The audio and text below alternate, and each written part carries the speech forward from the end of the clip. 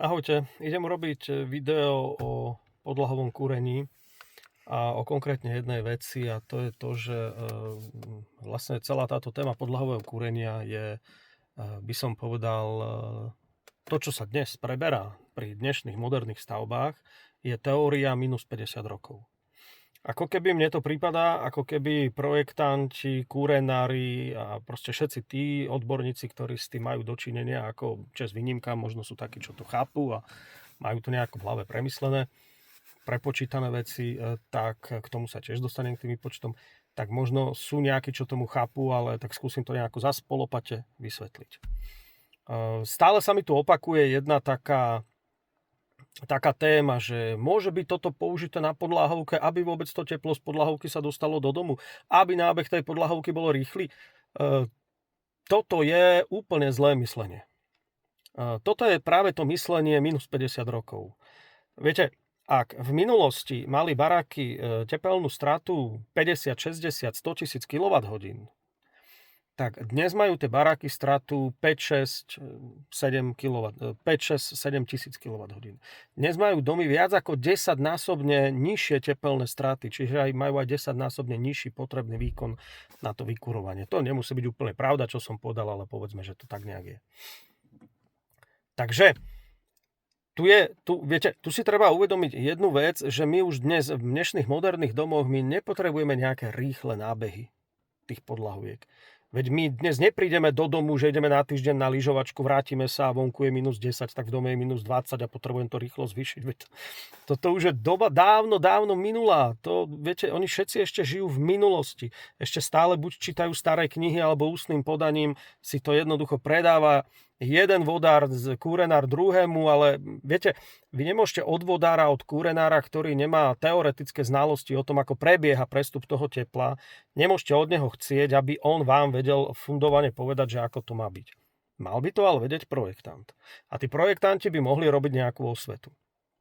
A teraz sa dostávam k celej tej téme tých výpočtov. Viete, ja som si všimol jednu vec.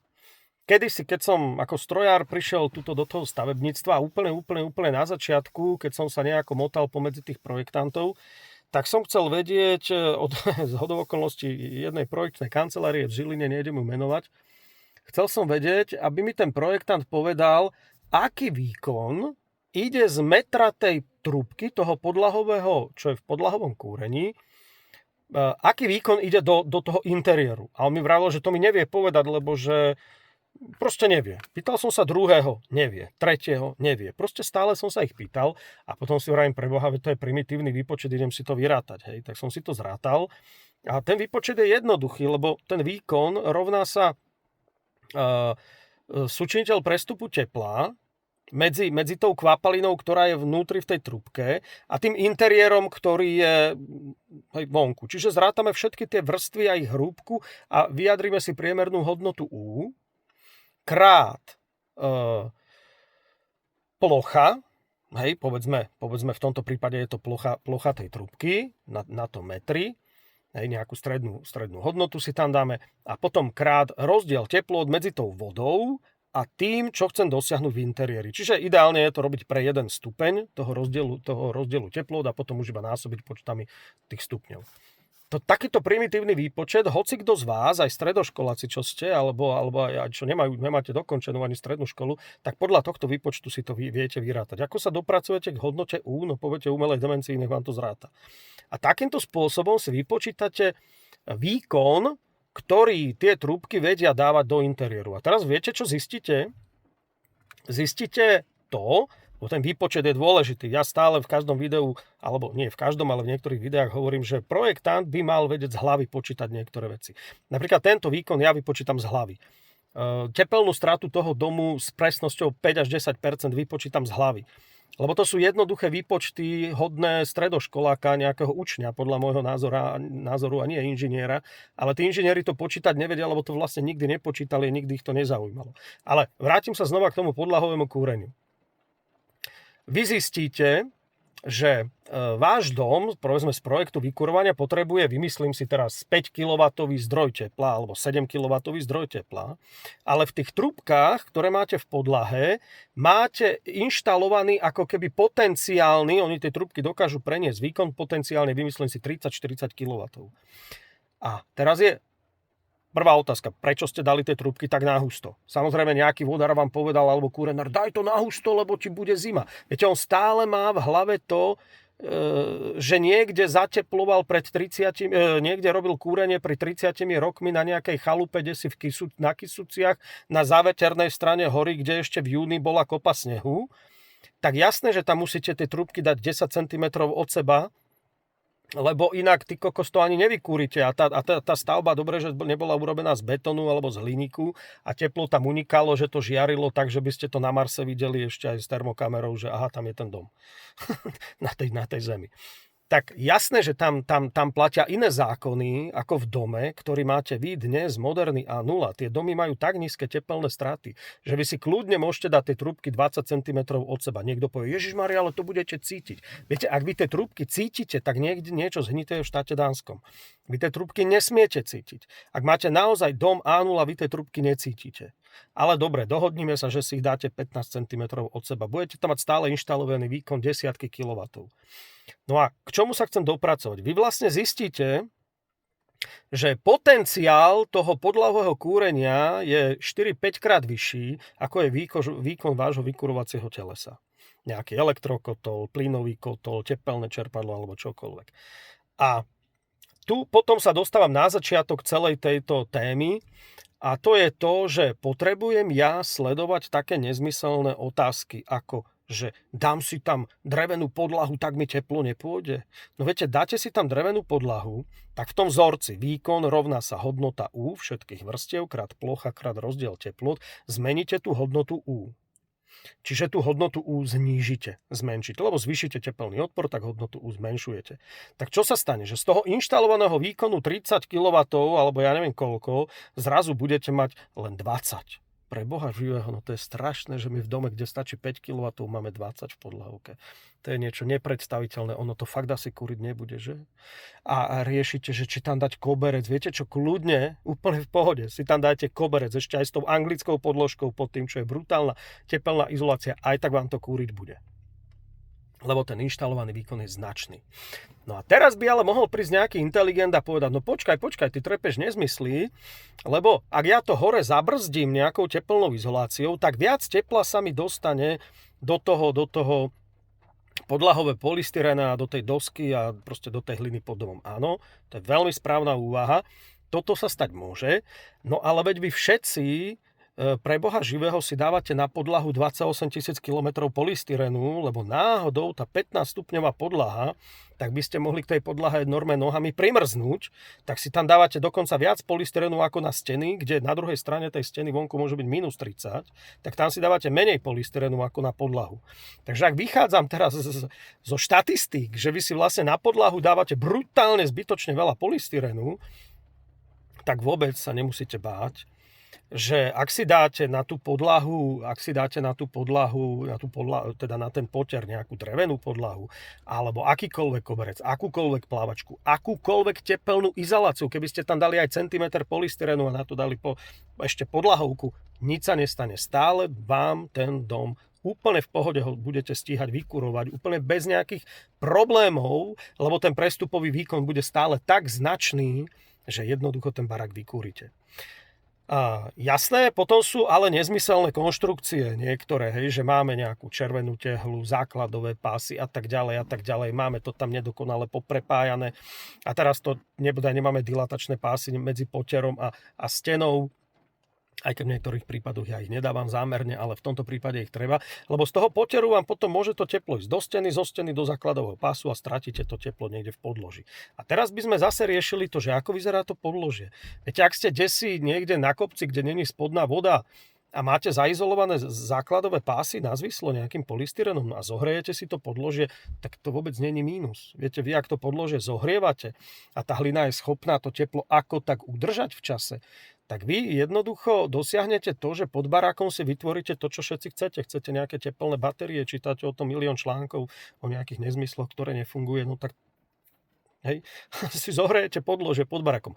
Čo není mínus, lebo ak je tá zemina kvalitná, ak ste tam navážali povedzme kameň a nie nejaké nezmysly a máte to dobre odrenážované, fakt je to suché, tak to teplo, ktoré tam pod tou zemou ostane, ono sa to tam už stabilizuje zhruba po 4 rokoch a jednoducho budete mať teplejšie podložie, čiže budete mať menšie straty do toho podložia.